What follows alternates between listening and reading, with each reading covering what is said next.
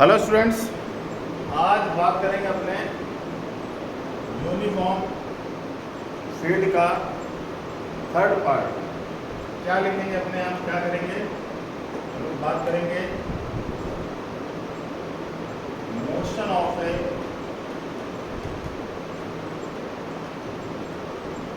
Charged particle in uniform magnetic field. Uniform magnetic field यानी कि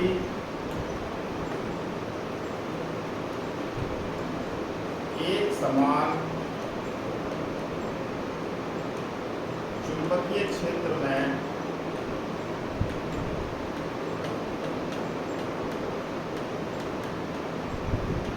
आवेशित कण की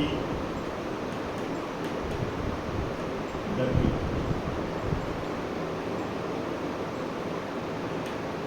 motion of A charged particle in uniform magnetic field, एक समान चुंबकीय क्षेत्र में आवेशित कण की गति, इसके बारे में बात करेंगे।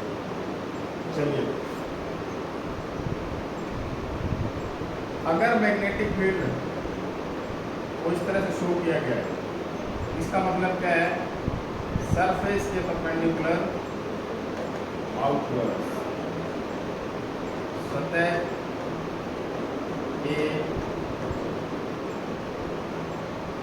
लंबवत बाहर की। और अगर ऐसे शो किया गया है, इसका मतलब क्या है? परपेंडिकुलर इनवर्ड, सतह के लंबवत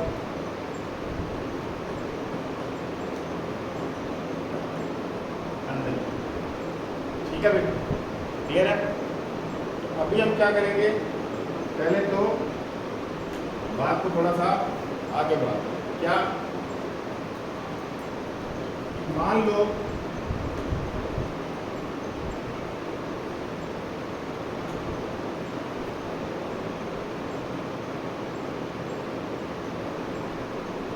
एक एक्सिस ये है,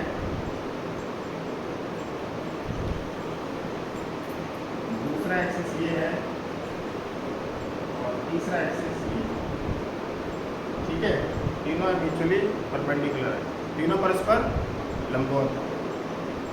इस डायरेक्शन में लूंगा मैं मैग्नेटिक फील्ड। क्या लूंगा मैं?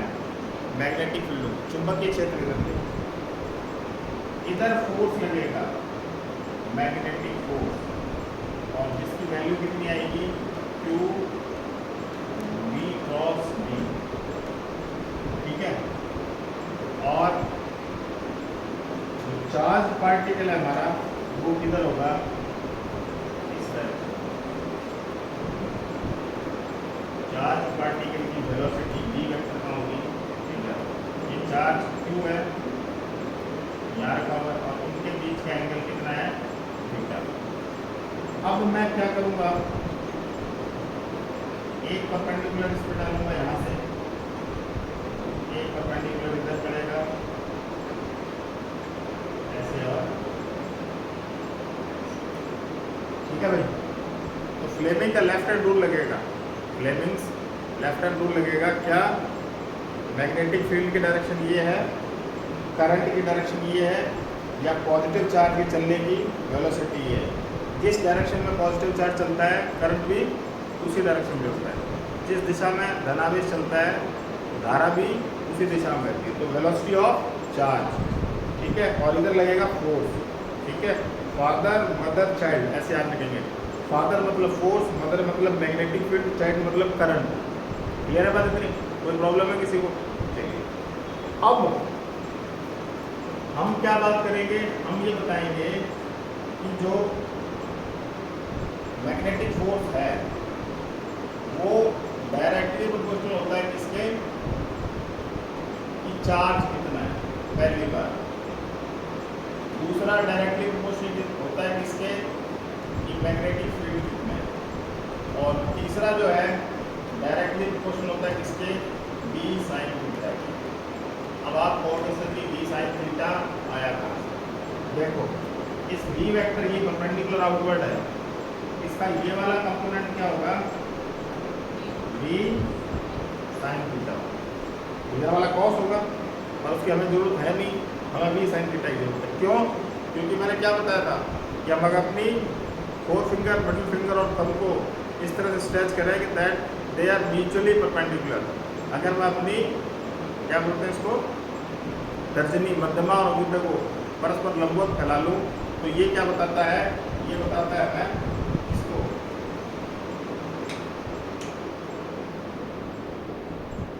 ये हमें बताता है, किसको बताता है, मैग्नेटिक फील्ड यानी विद्युत चुंबकीय क्षेत्र, वेलोसिटी वेग और तो परपेंडिकुलर होना चाहिए ना तीनों। तो वेलोसिटी अब परपेंडिकुलर नहीं है, किसी एंगल किस पे है, थीटा पे है। तो हमें इसका परपेंडिकुलर वाला कंपोनेंट लेना है, कौन सा, अब वो परपेंडिकुलर कंपोनेंट कौन सा है, लंबवत घटक कौन सा है, वी साइन थीटा। क्लियर है, इसलिए हमने क्या लिया है, वी साइन थीटा लिया। तीनों को एक साथ लिखो, Q B V sine theta, तीनों को एक साथ लिखा। और प्रोपोर्शनलिटी का साइन, हम क्या करते हैं जब प्रोपोर्शनलिटी का साइन हटाते हैं तो कोई ना कोई कांस्टेंट लगा देते हैं, ठीक है। अब ये कांस्टेंट क्या है, हम 1 के इक्वल मान लेते हैं। हम इस तरह से अपनी क्वांटिटीज को एडजस्ट करते हैं कि जो कांस्टेंट है किसके इक्वल आ जाता है, 1 के इक्वल आ जाता है। तो हमारे पास क्या बना, F is equal to Q B V sine theta.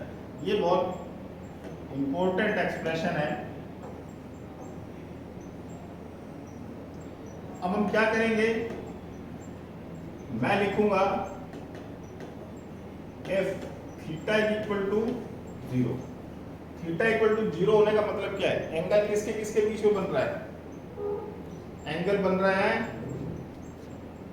v vector और b वेक्टर के बीच में एंगल बन रहा है, ये एंगल बन रहा है। एंगल किसके किसके बीच में बन रहा है, v वेक्टर और b वेक्टर, मतलब वेलोसिटी और मैग्नेटिक फील्ड के बीच में एंगल बन रहा है। जब इनके बीच में एंगल बन रहा है तो इसका मतलब ये हो गया कि जिस डायरेक्शन में मैग्नेटिक फील्ड है वो उसी डायरेक्शन में वेलोसिटी है, ठीक है, उसी डायरेक्शन में वेलोसिटी है। तो हमारा फोर्स कितना आ जाएगा, इस कंडीशन में फोर्स कितना आ जाएगा, 0। फोर्स कितना आएगा, 0। मैग्नेटिक फोर्स कितना आ जाएगा, 0 आएगा कि नहीं आएगा भाई, साइन 0 क्या आता है, 0। यानी अगर जब जिस डायरेक्शन में मैग्नेटिक फील्ड है, जिस दिशा में चुंबकीय क्षेत्र है, उसी डायरेक्शन में अगर चार्ज मूव करेगा, चार्ज की वेलोसिटी अगर उसी डायरेक्शन में होगी तो उस पर लगने वाले फोर्स की वैल्यू कितनी होगी, 0। लगने वाली फोर्स की वैल्यू कितनी होगी, 0। Second, if theta is equal to 90 degree, इसका मतलब बी वेक्टर और वी वेक्टर एक दूसरे के क्या है, परपेंडिकुलर है, एक दूसरे क्या है, परपेंडिकुलर है। तो उस समय फोर्स कितना हो जाएगा,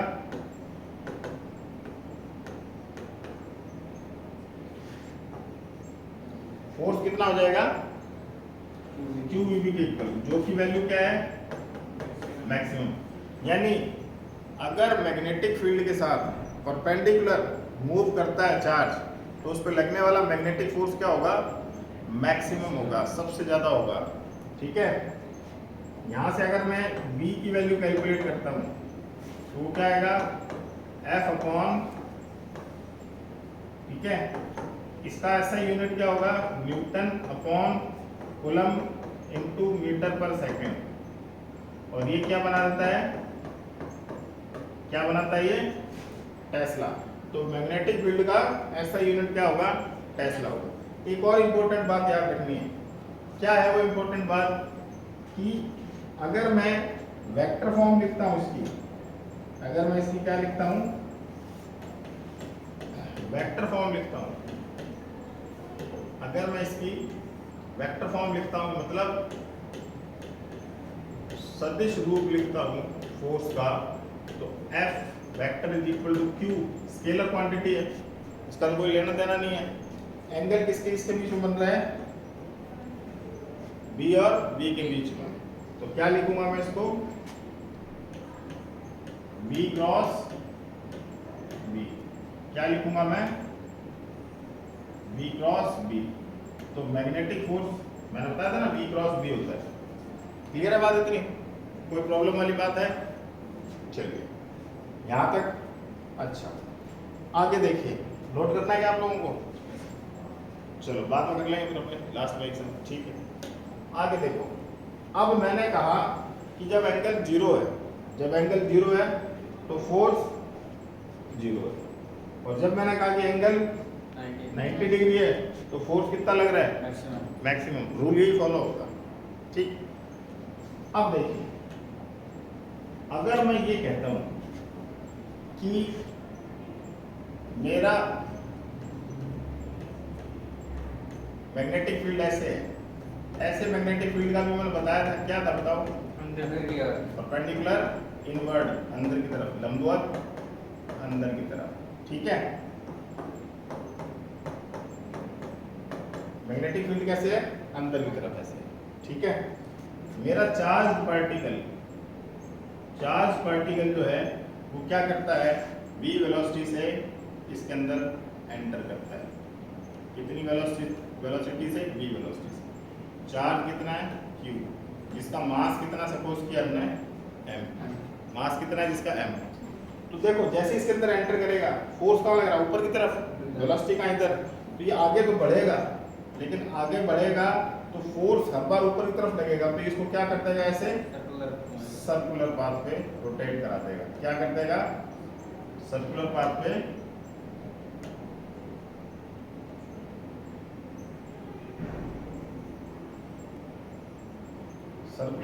क्या कर देगा? रोटेट करा देगा।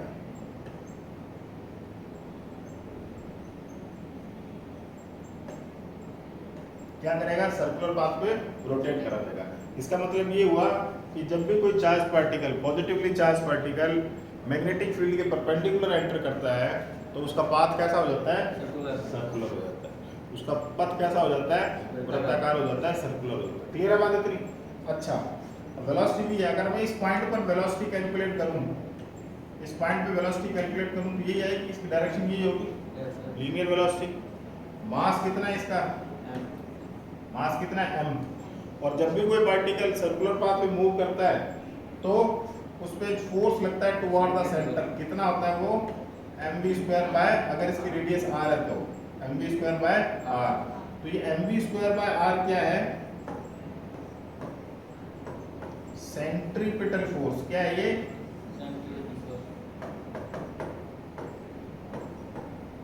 मतलब अभिकेंद्रीय बल। क्या है ये? अभिकेंद्रीय बल।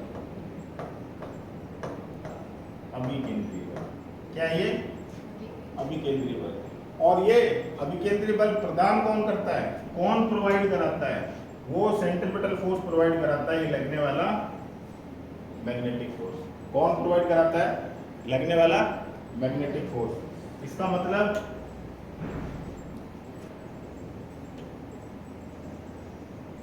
सेंट्रीपिटल फोर्स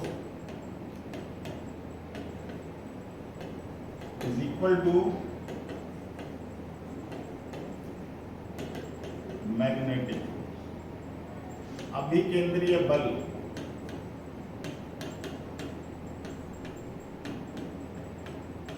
किसके बराबर है? चुंबकीय बल के। सेंट्रीपिटल फोर्स कितना है? वो कितना था? हमारा काम क्या है? इसकी रेडियस कैलकुलेट करना है, त्रिज्या निकालना है। तो एक v से v को कैंसिल आउट कर दो, तो हमारे पास क्या बन गया? r is equal to mv upon, r उधर जाएगा क्योंकि अपॉन में आ जाएगा। ठीक है, ये क्या है? Radius of circular path.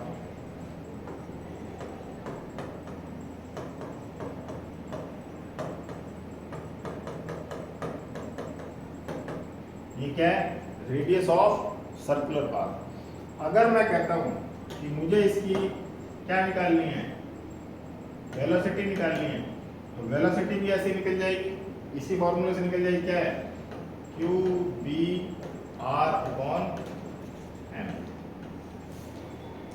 मैं अगर कहता हूं कि काइनेटिक एनर्जी निकालो, इसकी गतिज ऊर्जा निकालो, तो गतिज ऊर्जा कितनी हो जाएगी?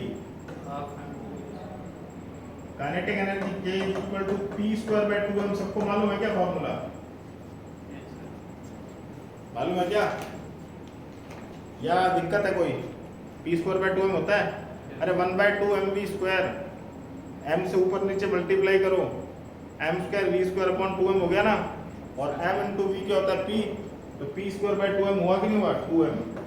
p स्क्वायर बाय 2m हुआ कि नहीं हुआ? तो आप क्या करो, देखो mv इक्वल टू क्या बन रहा है? क्यू बी आर बन रहा है कि नहीं बन रहा? तो kinetic energy equal to Q square B square R square by 2m। ये आ गई हमारे पास इसकी काइनेटिक। कोई प्रॉब्लम है? अब हमें निकालना है इसका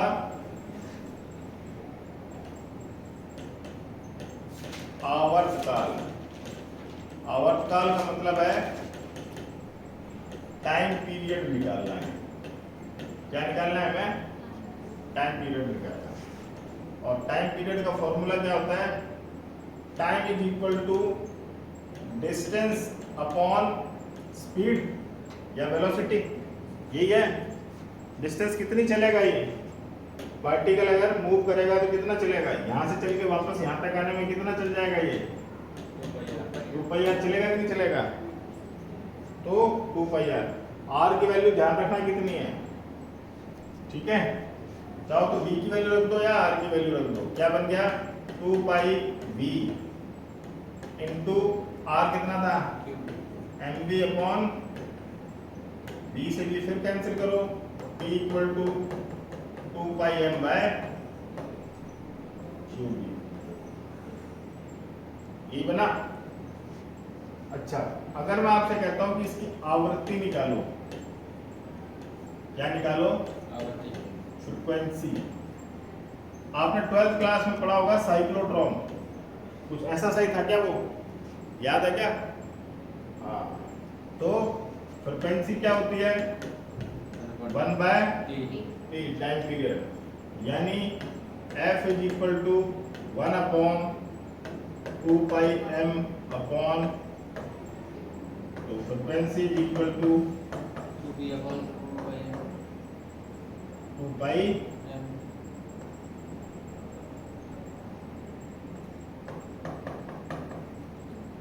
ये क्या बन गया? इसको बोलते हैं जायरो फ्रीक्वेंसी या साइक्लोट्रॉन फ्रीक्वेंसी बोलते हैं।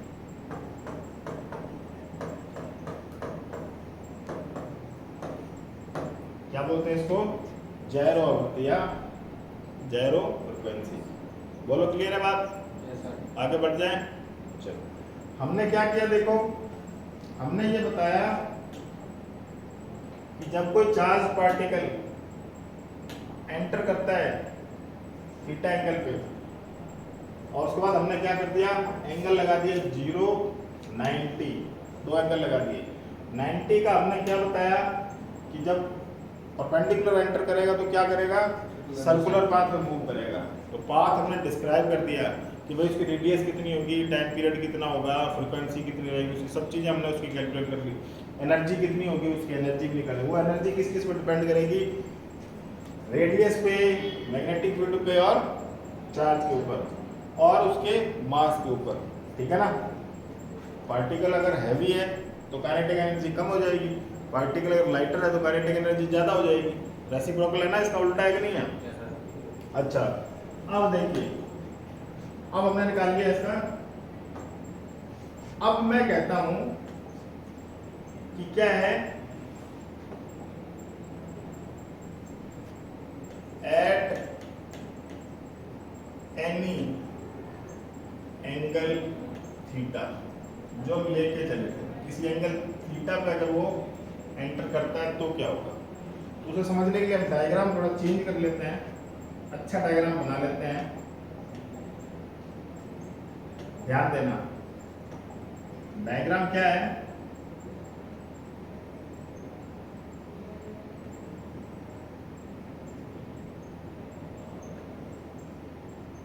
दिख रहा है क्या सबको?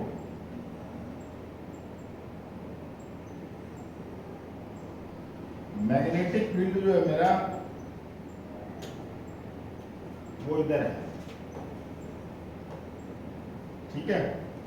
और मैं ये मान के चल रहा हूं कि जो चार्ज है मेरा वो क्या करता है, थीटा एंगल पे ऐसे एंटर करता है, कितनी वेलोसिटी से, v वेक्टर वेलोसिटी से।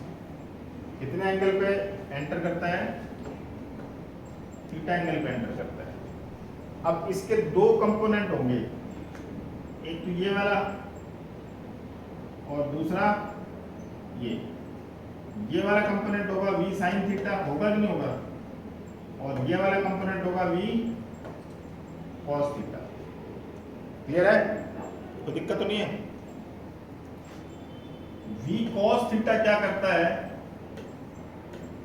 Provides linear path. क्या करता है ये, रेखीय पथ प्रदान करता है। क्या करता है, रेखीय पथ, लीनियर पाथ प्रोवाइड कराता है। और जो v साइन थीटा है ये क्या करता है, सर्कुलर पाथ प्रोवाइड कराता है। ठीक है, कौन सा पथ प्रदान करता है, ये वृत्ताकार पथ। इसी पथ के कारण क्या होता है, पार्टिकल तो आगे भी चलता है और रोटेट भी करता है, ऐसे इस तरह से चलता है। इस तरह के पाथ को बोलते हैं हेलिकल पाथ। क्या बोलते हैं, कुंडलनीकार पथ। क्या बोलते हैं इसको, हेलिकल पाथ या कुंडलनीकार पथ। ठीक है, अब इसकी भी क्या होगी, रेडियस होगी। देखो टाइम पीरियड तो फिक्स होगा, टाइम पीरियड क्या होगा, टाइम पीरियड यानी आवर्तकाल तो इसका फिक्स होगा। कितना है, 2 पाई m अपॉन क्यूब, उतना ही रहेगा, टाइम पीरियड तो उतना ही रहेगा। लेकिन रेडियस कितनी हो जाएगी, अब रेडियस कितनी, mv अपॉन क्यूब, यही निकाली थी हमने। अब इसको सर्कुलर पाथ प्रोवाइड कौन कर रहा है, v साइन थीटा। तो v साइन थीटा इसको क्या करेगा, रेडियस देगा। तो v का कौन सा कंपोनेंट लेंगे, v साइन थीटा। क्लियर बात इतनी। अच्छा, अगर मैं, एक चीज होती है पिच। पिच क्या चीज होती है, हॉरिजॉन्टल डिस्टेंस।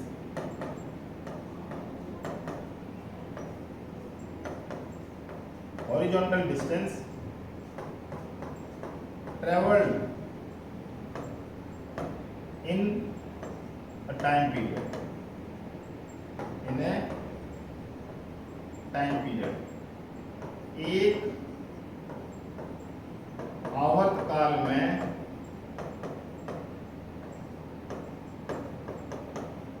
तय